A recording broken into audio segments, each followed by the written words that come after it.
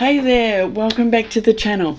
You know, people are often asking me, Julie, how do you get that moody, dramatic black and white look? And I get it. You nail the composition, the lighting's pretty good, you hit that convert to black and white button and it looks just a bit flat. So today I'm going to show you how I use one of my little favourite secrets, and it's something that's been around forever, but honestly a lot of photographers just overlook it. We're going to talk about dodging and burning, that little bit of editing magic that takes your images from flat and lifeless to wow, look at that.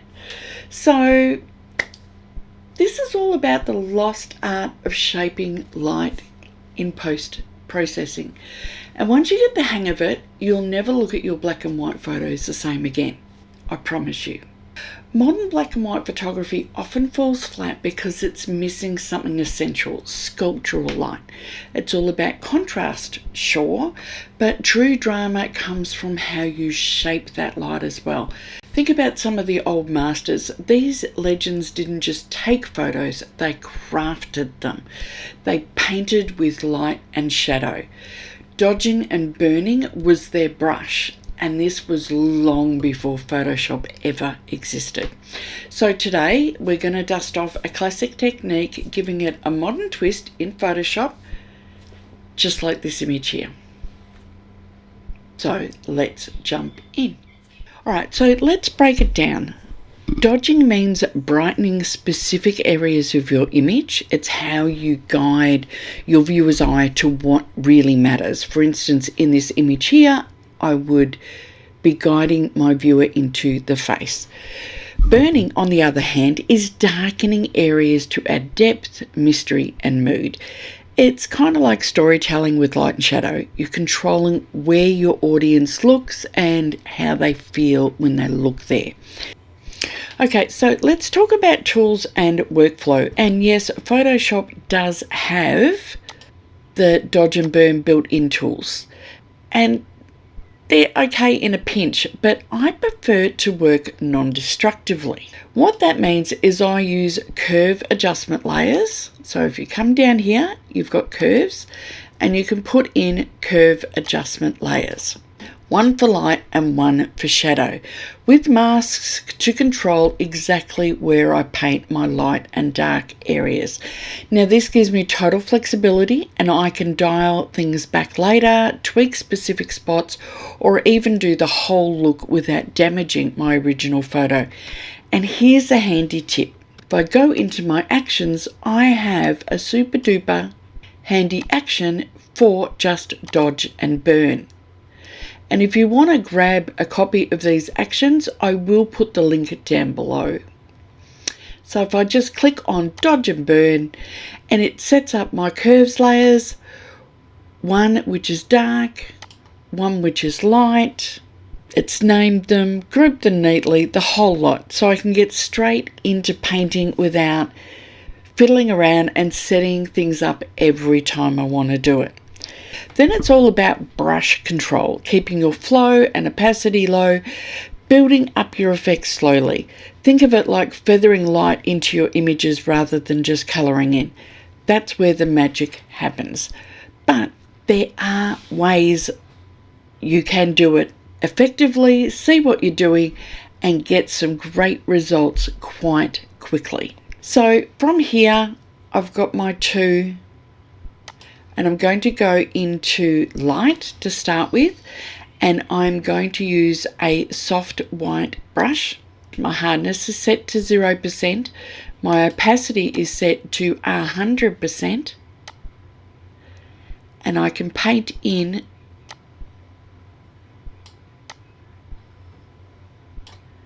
my highlights on the fabric.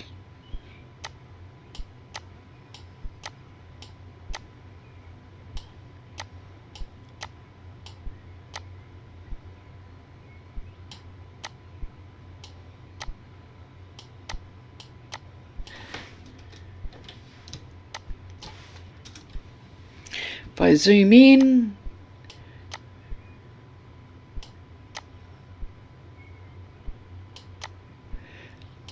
paint all all my highlights in. And it might look a little bit rough, but I'm going to show you a trick in a minute to make it all look fabulous.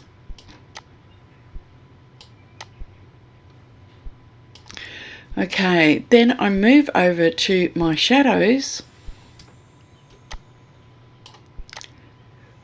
or my burn.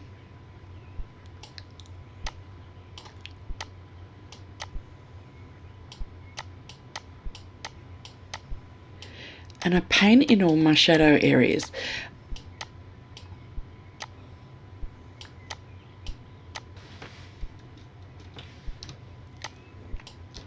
I'm not being overly careful with my shadow areas. As you can see, I'm being a little bit rough and ready.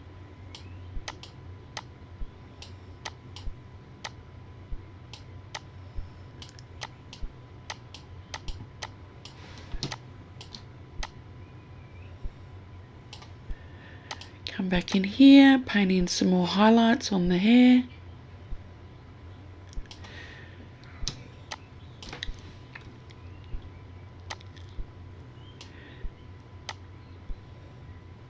And on the eyes.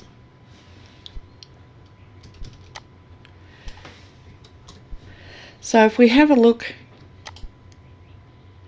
that's where I've painted my lights or my dodge. And this is where I have painted my burn or my shadow areas. And what I'm going to do now is I can drop the opacity, so if I find that they're a bit too strong, I could bring them down. But if you come into your properties for that particular curves layer and go into your mask properties, I can feather that look. And I can do that on both of them. And this is where it's going to soften it off a little bit. So you don't have to be so particular when you are burning in. So that's my black and white conversion, my dodge, and my burn.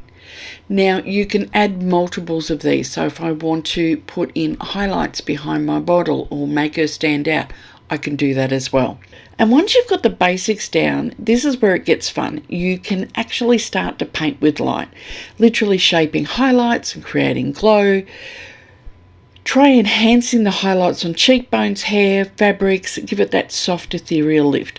Or just add a touch of light behind your subject to separate them from the background. That's how you can create that professional dimensional look. Think of it as building light with intention. Every brush stroke adds emotion and form. So the shadows, which can be absolutely amazing, is where the drama happens. When you darken just the right areas, you instantly create depth and mood. You can add a little bit of extra definition to the jawline. You can deepen shadows under the chin, darken folds in clothing or fabric that's in your image as well. And then there's that finishing touch, my favorite bit. Don't forget to feather your properties masks on your curve layers. So that's it. So next time you're doing a black and white image and it feels a little lifeless, don't forget to crank up the contrast, but throw in some curve layers and paint with light. Shape it, sculpt it, let dodging and burning breathe life into your image. If you found this video helpful, don't forget to give it a thumbs up, maybe hit subscribe, and let me know in the comments. Do you already use dodging and burning, or is this something you've excited to try out? Perhaps it's something you used to use, but for whatever reason, it just sort of fell by the wayside. I'd love to know. So that's it. Thanks for watching. See you next time on YouTube. Bye.